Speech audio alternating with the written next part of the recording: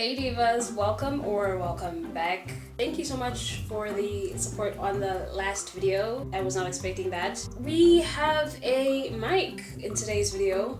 Yes, come through with the budget. Hi, so that didn't happen. I'm editing the clip right now and the audio sucks. Like the audio from the microphone is really bad. I couldn't possibly give you guys that. I tried to overlook the audio so much, like so many times, but like it's really bad. Okay, so apparently no one told me, but you have to have like a degree in using a microphone, right? Because I got the mic and I plugged it in and I used it because it should be that easy, but no, it's not that easy. What the fuck is a gain? Hey, you're speaking gym language now. I don't know what that is. So because of that, I apologize, but like the audio is gonna be from my phone. But yeah, so sorry for that, but back to the video.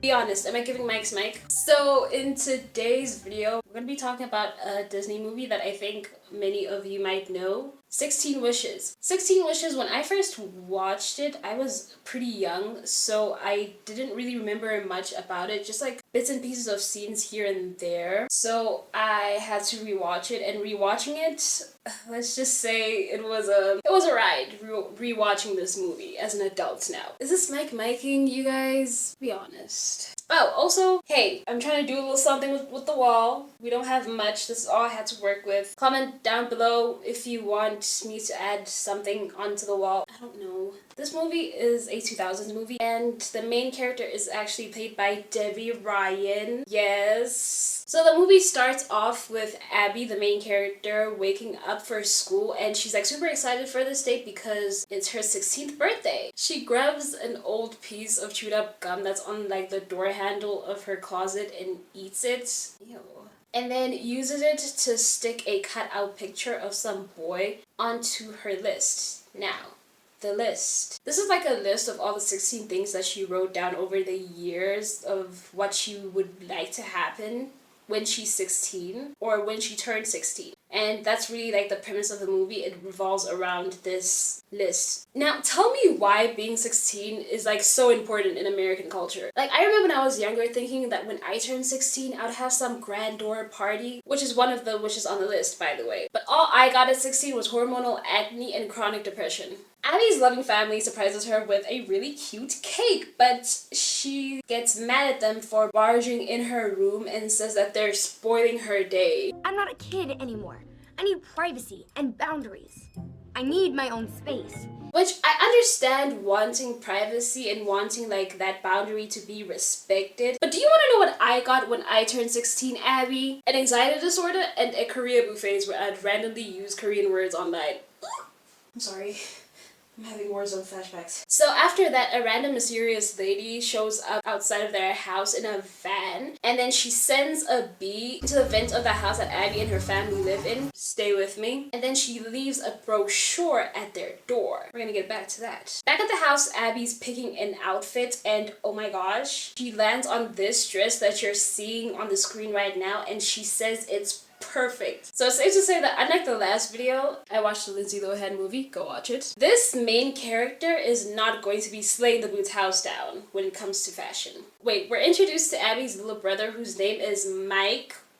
And oh my gosh, he's so annoying. He's such an unlikable character because like he's really mean for like no reason. You honestly thought you'd get all this today?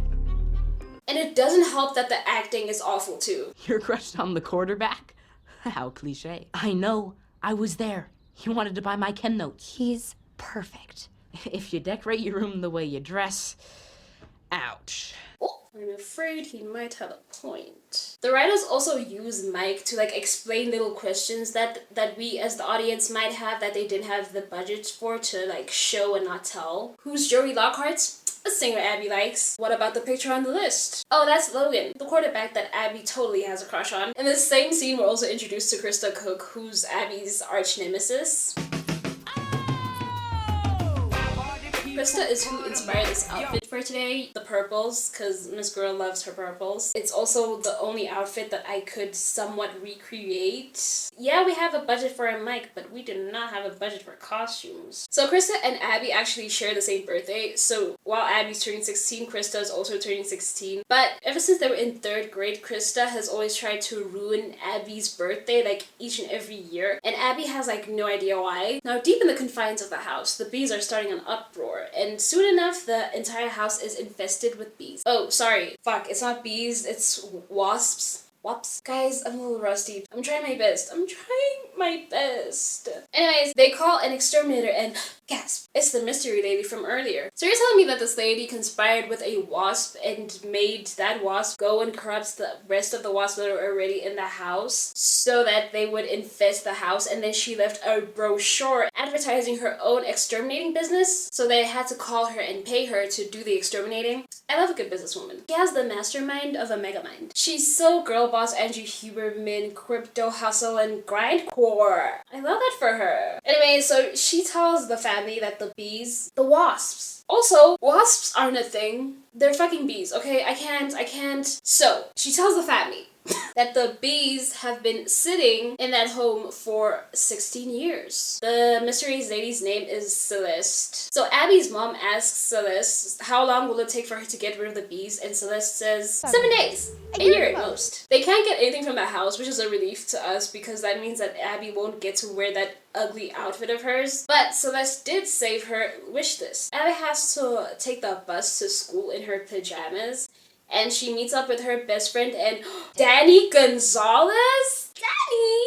What are you doing here? He gives her like a keychain, or is it a necklace or a bracelet? I don't know, but it's like half a heart that connects to a heart that he has, and in the middle is written BFF, and like he's obviously the best friend who's in love with her. How cliche. Also, Mike, the brother, leaves with Krista Cook, which, oh my gosh, this just makes him even more unlikable, because how are you gonna ride in the same car as the girl who's always trying to ruin your sister's life? I genuinely want to fist fight this character. Anyway, Celeste shows up and she is in her post-woman era. Yes, slay. She delivers a package to Abby in the middle of a bus stop. Inside the box are 16 candles and a packet of matches.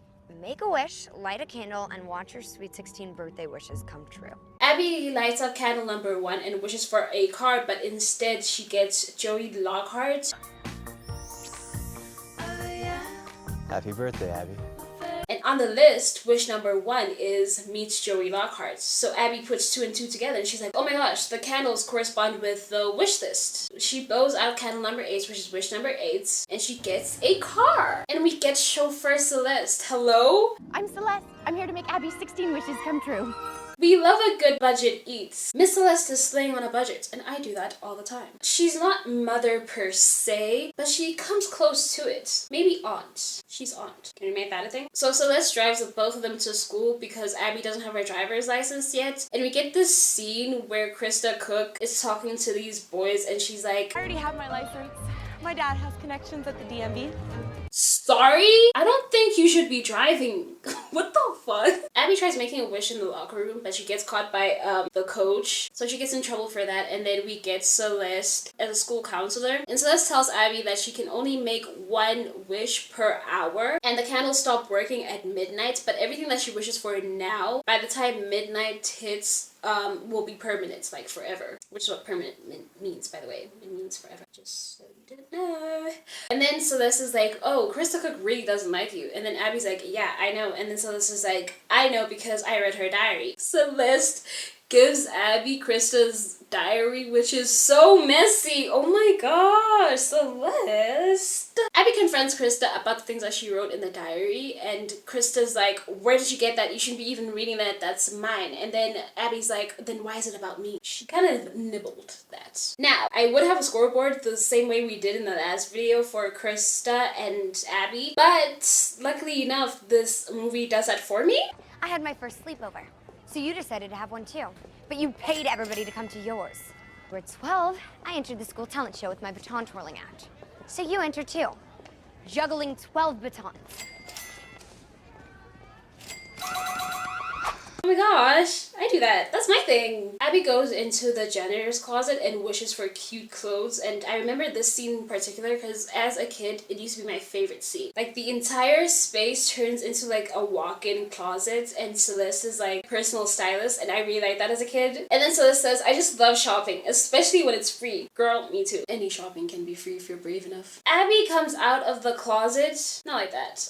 Abby walks out of the closet and tell me why this outfit had 7-year-old me gagged. It's giving Sunday service. But though it's so ugly. They really made it seem like she ate down in this. Like, no, it's such an ugly outfit. Oh my gosh, and that fucking purple bag. That ugly ass bag. Why is there so much fucking purple in this film? Oh my, no offense to the purple lovers, but purple is kind of a sucky color. Like, I'm not even gonna lie to you. When I used to be a pick-me girl, I always used to say I liked purple because I was too afraid to say I like pink. I don't like this. I literally got this because I lied and I said I like purple. I don't fucking like purple. It's so ugly. That bag is so fucking ugly, dude. Later on, Abby makes a wish to beat Krista Cook in everything. So she beats Krista in volleyball. Before the match, there's just like random scene where Krista Cook just randomly walks up to Danny Gonzalez and she just like flicks her hair at him and walks away.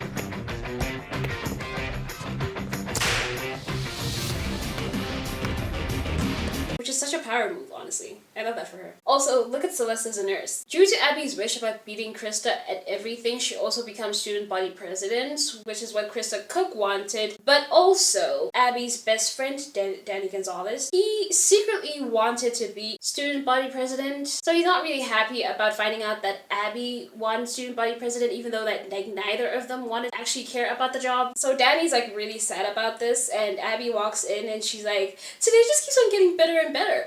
And he's like, yeah, for you. And she's like, yeah, I know, right? And then random Indian music starts playing for like 5 seconds. Watching this movie definitely deflated my brain. I'm not gonna lie. Abby wishes for her driver's license and some guy comes and just like hands it to her. So she doesn't even take a test or anything. Oh my gosh. Should any of the characters in this movie be even driving? What was Disney trying to encourage to their young audience with this film? Just use nepotism to get a driver's license? Learn how to drive, you guys. Anyways, moving on. So Abby and Danny Gonzalez go shopping for Abby's birthday dress and they get kicked out of the store for being too young, but also because Danny lost his wallet and Krista Cook took it. So Abby wishes for people to stop treating her like a kid and start treating her like an adult. When I'm 16, people will stop treating me like a kid. Big mistake. See, Abby wishes people would treat her like an adult. But the candles say that, oh, so you want to become an adult. So she becomes an adult, which means all of her friends stayed in high school and now she's a 22-year-old woman. And her best friend now barely knows her and her parents make her move out into an apartment, which is like, I get that this is like supposed to be really bad.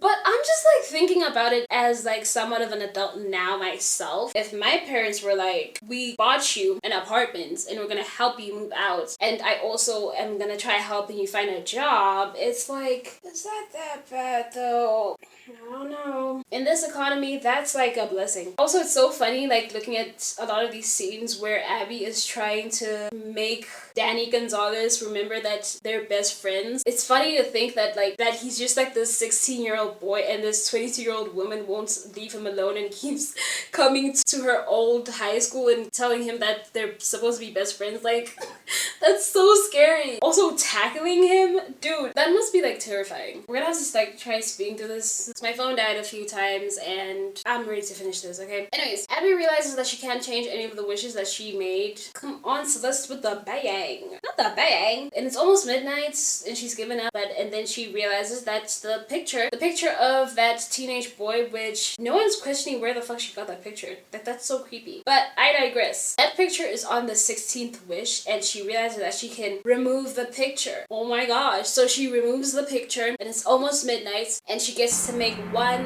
last wish. And she wishes for the entire day to start over. Girl, you could have wished to be 16 and kept all the cool stuff that you got from this day. Now, you're back to being 16, you have no car, no popularity, and your clothes are still ugly. She is not a diva. Anyway, the day restarts. Abby's grateful for her family and the life she's living, and she learned her lesson, blah blah blah. She confronts Krista Cook on why she hates her so much. She's trying to figure it out, like, why do you hate me so much? Krista says it's because when they were in 3rd grade, when Abby had just moved into their neighborhood, Krista and Danny Gonzalez were actually best friends before, but then Abby moved in. During this party, they were turning 7, they were children, okay? Abby grabs Danny and is like, we're best friends, right? And Danny's like, yeah, we're best friends, and they become best friends. So they became best friends, and I guess they like never hung out with her. Oh my gosh. Oh my gosh. So you're telling me, Krista, that you have put this girl through 7 years of torment over a basic white boy? Over this dude? Don't piss me off. Anyways, Danny Gonzalez becomes school president. Krista and Abby become best friends. Danny and Abby obviously get together. The quarterback and Krista obviously get together. How cliche. And the annoying brother somehow knows how to sing.